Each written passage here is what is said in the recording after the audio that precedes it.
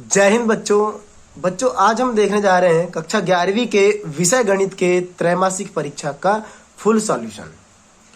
बच्चों आप लोगों ने त्रैमासिक परीक्षा देकर आए हैं अभी विषय गणित में, तो आप लोगों ने जो जो आंसर वहां पर दिए हैं आप लोग आज उसका मिलान कीजिए कि आप लोगों ने कौन से क्वेश्चन बिल्कुल सही किए हैं और कौन से क्वेश्चन थोड़ा मिस्टेक कर दिए हैं। ठीक है बच्चों, मैं मुकुंद यादव आप सभी का यादव सर पीसीएमबी क्लासेस में स्वागत करता हूं।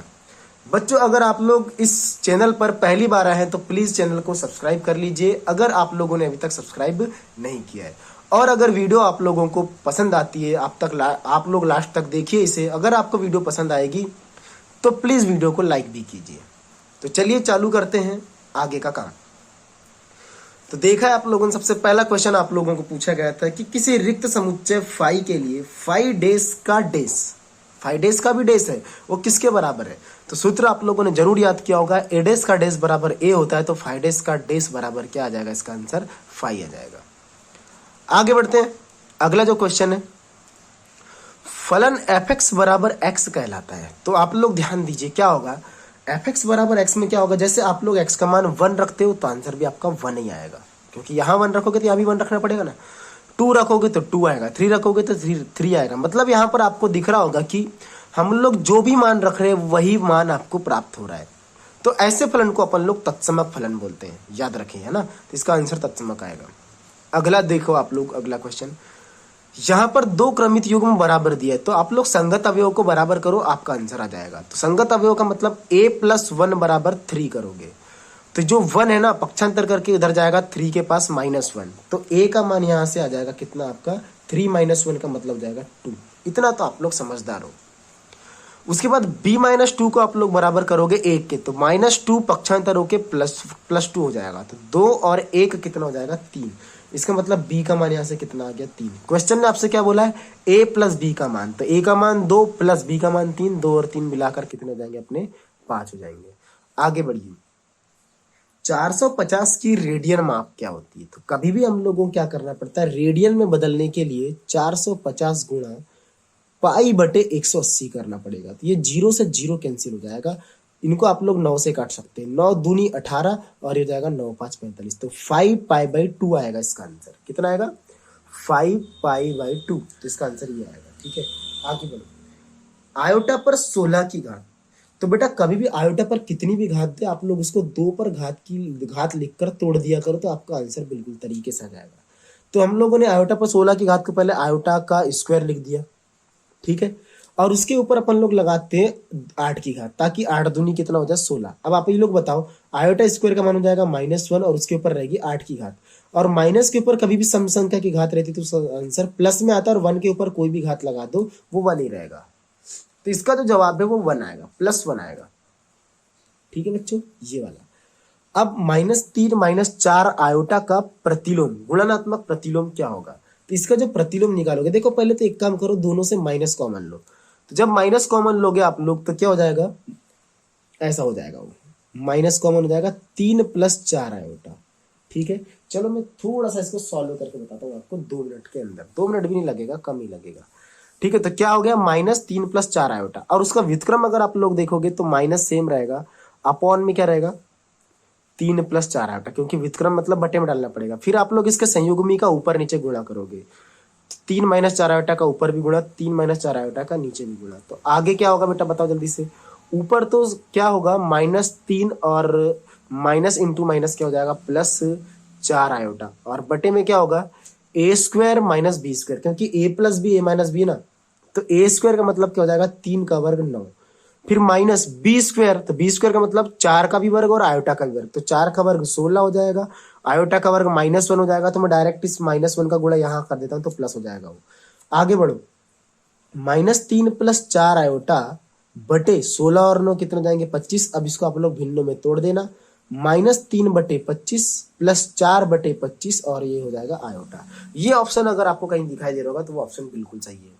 ठीक है ना, तो आपको ये ऑप्शन कहाँ दिखाई दे रहा है, -3/25 + 4/25 आयोटा, ये पहला ही ऑप्शन में आपको दिखाई दे रहा है। आगे देखिए, रिक्त स्थानों की पूर्ति आप लोगों को करना है, जिसमें आपको दिखाई दे रहा होगा a सर्वनिष्ठ a डेस, बेटा इसका मान जो है वो 5 होगा। ठीक है, सर्वनिष्ठ मतलब उन दोनों में क्या कॉमन है, उभयनिष्ठ क्या है, तो ए और एडेस में कुछ भी उभयनिष्ठ नहीं होता, इसलिए फाई आएगा। ए क्रॉस बी और बी क्रॉस ए दोनों अगर बराबर है तो ए और बी को आप लोग समान समुच्चय बोलोगे।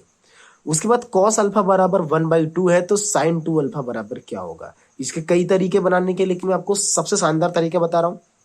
कॉस अल्फा बराबर 1/2 है तो 1/2 कॉस में कितने अंश का मान होता है वो देखिए, तो कॉस 60 का मान होता है, तो कॉस 60, तो कॉस से कॉस कैंसिल जाएगा, अल्फा का मान 60 आएगा।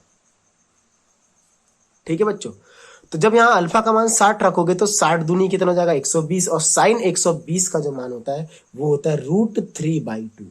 याद रखना इस बात को, ठीक है ना, ये इसका आंसर है। उसके बाद सम्मिश्र संख्या 5 - 3 आयोटा का संयुग्मी। संयुग्मी में कुछ नहीं करना पड़ता, आयोटा जो है ना उसके सामने वाले का चिन्ह बदल दो, मतलब इसका आंसर आएगा 5 + 3 आयोटा आएगा। एक्स के उन मानों को जो दिए गए असमीका में एक सत्य कथन को बताते हैं, उन्हें असमीका का हल समुच्चय कहते हैं आप लोग, है ना, हल समुच्चय लिख लेना। अब 5x धन 6y इज लेस देन 7, इसमें कैसा करेंगे आप लोग, एक कैसी असमीका है, सुनिश्चित है कि अनिश्चित है, तो बेटा यहाँ x और y का मान पक्का हमको पता नहीं है कि क्या है और क्या नहीं है, इसलिए अपन लोग इसको अनिश्चित बोलेंगे, ठीक है ना, सुनिश्चित नहीं है ये। आगे बढ़िए, सत्य और असत्य बताना है आप लोगों को इस क्वेश्चन में। तो देखो ए और बी में कोई अपरिमित समुच्चय है, अपरिमित मतलब इसमें अवयवों की संख्या आप लोगों को पता नहीं, गिनने योग्य नहीं है, अपरिमित है, बहुत सारी है। ए क्रॉस बी में भी जो है वो अपरिमित समुच्चय होगा, ये बिल्कुल सही बात है, सत्य आएगा पहला वाला। ए क्रॉस ए में जो ऐसा दिया गया है, यहाँ पर ए कॉमा बी कॉमा सी को क्रमिक त्रिक कहते हैं, ये भी बिल्कुल सही है, क्योंकि इसको क्रमिक त्रिक ही बोला जाता है। और जो ए कॉमा बी अगर रहता, सिर्फ सी अगर यहाँ से नहीं रहता, तो इसको क्रमिक युग्म बोलते हैं आप लोग।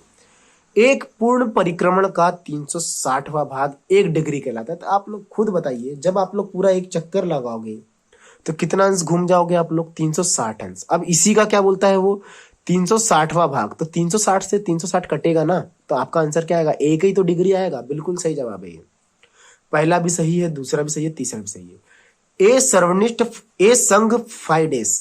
अब बेटा फाइडेस का मतलब होता है यू, ठीक है ना, यहां पर आपको दिख रहा होगा एडेस यूनियन, फाइडेस का मतलब होता है यू, और यू के साथ तुम किसी का भी यूनियन निकालो, आपका आंसर यू आना चाहिए, जबकि वो दे रहा है ए, बिल्कुल गलत है ये, तो चौथा वाला रॉन्ग है, ठीक है ना। आगे बढ़िए, आयोटा का क्यूब होता है √-1 के बराबर, ये ऐसा बोल रहे हैं, तो आयोटा का क्यूब आप लोग बताइए, ये ऐसा होगा क्या, iota square into iota, iota square हो जाएगा -1 इंटू आयोटा, मतलब इसका आंसर जो आएगा माइनस आयोटा आएगा, तो माइनस जैसा का वैसा रहेगा, और आयोटा का मान क्या आएगा √-1, तो आंसर इसका ये होना चाहिए था, जबकि वो √-1 बोल रहा है बस, तो ये भी रॉन्ग है। बोल रहा है कि 2x धन 3y बराबर 4 एक रैखिक समीकरण है, बिल्कुल गलत है, ये रैखिक समीकरण है, असमीकरण थोड़ी है, तो ऊपर के 3 सही है, नीचे के 3 गलत है। आगे देखो, सही जोड़ी बनाइए, तो tan - थीटा होता है -tan थीटा, इसकी जोड़ी सीधे बन जाएगी, ए यूनियन बी डेस, बेटा डी मॉर्गन नियम है, तो जब ये डेस दोनों के ऊपर लगेगा ना, ए डेस और बी डेस, तो ये जो बीच का जो चिन्ह है, वो जो यूनियन दिख रहा है, वो आपको इंटरसेक्शन में बदल जाएगा, मतलब सर्वनिष्ठ में बदल जाएगा, तो ए डेस सर्वनिष्ठ बी डेस हो जाएगा, इसका पहला ऑप्शन हो जाएगा। साइन 90 - थीटा कॉस थीटा होता है, ढूंढ लो कहीं ना कहीं मिल जाएगा आपको, ये है, ठीक है। और उसके बाद 180 अंश जो है वो रेडियन में पाई होता है, तो 180 अंश का मतलब हो जाएगा पाई रेडियन। ए सर्वनिष्ठ बी डेस इसी के जैसा है सेम, अगर ये डेस आप लोग ये दोनों में लगाओगे तो जो सर्वनिष्ठ है वो यूनियन बन जाएगा। ये ऑप्शन कहीं दिखाई दे रहा है क्या, बिल्कुल ये दिखाई दे रहा है, ठीक है। सेक 90 - थीटा कॉसेक थीटा होता है, ढूंढ सकते हैं आप लोग, कहीं ना कहीं मिल जाएगा। ए क्रॉस फाई, तो इसका मतलब फाई होगा, ठीक है। तो आपको सारे आंसर मिल चुके हैं, ठीक है बच्चों। अब देखिए आगे, एक शब्द या एक वाक्य में उत्तर दीजिए। यदि समुच्चय ए में 4 अवयव हो तो समुच्चय ए के कितने उपसमुच्चय होंगे। तो अगर n अवयव रहते हैं तो उपसमुच्चयों की संख्या 2 पर n की घात होती है, यहाँ 2 पर 4 की घात हो जाएगा, 2 पर 4 की घात का मतलब आ जाएगा 16। एक फलन fx बराबर दिया है, परिभाषित है, तो f - 3 का मान ज्ञात कीजिए, तो रख दो यहाँ पे -3, तो माइनस इंटू माइनस प्लस हो जाएगा, 5 × 15, 15 और 6, इसका जो मान आएगा वो 21 आएगा। एक डिग्री में कितने सेकंड है, तो आपको मैं बता दूं कि एक डिग्री में होते हैं 60 मिनट, ठीक है। और फिर आप लोगों को सेकंड पूछा है उसने, तो एक डिग्री में 60 मिनट और एक मिनट में हो जाएंगे 60 सेकंड, मतलब कुल मिला के 3600 सेकंड इसका आंसर आएगा। आयोटा पर -37 की घात +4 को आप लोगों को a + आयोटा b के रूप में लिखना है। ठीक है। तो चलिए मैं आपको फिर से बताता हूँ, आयोटा पर -37 की घात है। तो आयोटा पर -37 घात को हल करने के लिए आप लोग क्या करोगे, धनात्मक बनाने के लिए उसको लाना पड़ेगा बटे में। तो ये हो जाएगा +37 की घात, और +4 जैसा का वैसा रहेगा। अब आगे देखो, 1/, मैंने बोला था जितनी भी घात है उसको 2 की घात से तोड़ दिया करो। तो ये हो जाएगा 2 की घात, और 2 के ऊपर 2 का भाग दो 37 में, तो हो जाएगा 2 एकम 2, 2 आठी 16, तो 18 दूनी तो 36 ही हुआ ना। एक घात अभी बची तो उसको उसके बाजू में लिख दो, और प्लस में 4 जैसा का वैसा कर दो। अब आगे बढ़ो, आयोटा का स्क्वायर होता है -1, -1 के ऊपर सम संख्या घात मतलब +1 हो जाएगा। +1 का गुणा आयोटा से करोगे तो आयोटा ही रहेगा। इसका मतलब क्या हो जाएगा, 1 आयोटा +4, और 1 आयोटा का मतलब होता है माइनस आयोटा, तो माइनस आयोटा +4, जिसको आप लोग क्या लिख सकते हो, 4 - आयोटा। तो इसका जो आंसर आएगा वो आएगा कितना, 4 - आयोटा। ठीक है बच्चे, तो इसका आंसर है 4 - आयोटा। सम्मिश्र संख्या -3 प्लस आयोटा का मापांक क्या होगा। तो आयोटा का जो मापांक मतलब इसका जो सूत्र होता है वो होता है √a² + b²। a² का मतलब हो जाएगा -3 का वर्ग, तो -3 का वर्ग क्या होता है, 9 हो जाएगा, प्लस का 9 हो जाएगा। उसके बाद आयोटा के सामने जो है उसका भी वर्ग करो, तो आयोटा के सामने 1 है तो 1 का स्क्वायर हो जाएगा, 1 का स्क्वायर 1 ही होता है, तो 9 और 1 हो जाएंगे 10। इसका आंसर आएगा √10। फलन y बराबर cos x का परिसर लिखिए। तो बेटा cos x का जो मान होता है ना वो -1 से +1 तक होता है, तो ये इसका परिसर है। आगे बढ़ो, x सच दैट x अवयव है r का, जो कि x का जो मान है वो -4 से लेकर -4 से बड़ा और 6 से छोटा या उसके बराबर है, तो उसको अंतराल के रूप में लिखिए। बहुत ही शानदार क्वेश्चन है ये। -4 से 6 तक जाएगा, जबकि देखो x के मान में 4 -4 जो है वो शामिल नहीं है, और जो शामिल नहीं होता उसके तरफ छोटा कोष्टक लगाते हैं, और जो शामिल होता है ना उसके तरफ बड़ा कोष्टक लगाते हैं। यहाँ बड़ा कोष्टक इस तरफ आएगा, तो ये अंतराल के रूप में आप लोगों ने इसको लिख दिया। तो यहाँ तक आपके न्यू टाइप्स जो है वो समाप्त हो जाते हैं। आप लोग आगे के बड़े क्वेश्चन आप लोग देख सकते हैं कि कहाँ कहाँ से आप लोगों को क्वेश्चन पूछा गया था। ठीक है बच्चों, अगर आप लोगों को वीडियो पसंद आ रहा है तो प्लीज वीडियो को लाइक कीजिए, और अगर चैनल को अभी तक आप लोगों ने सब्सक्राइब नहीं किया, अगर आप लोग इस चैनल पर नए हो तो इस चैनल को प्लीज सब्सक्राइब कर लीजिए। तो देख सकते हैं कक्षा 11वीं के त्रैमासिक परीक्षा का जो पेपर है विषय गणित का, किस प्रकार आप लोगों को पूछे गए थे क्वेश्चन। ठीक है बच्चों,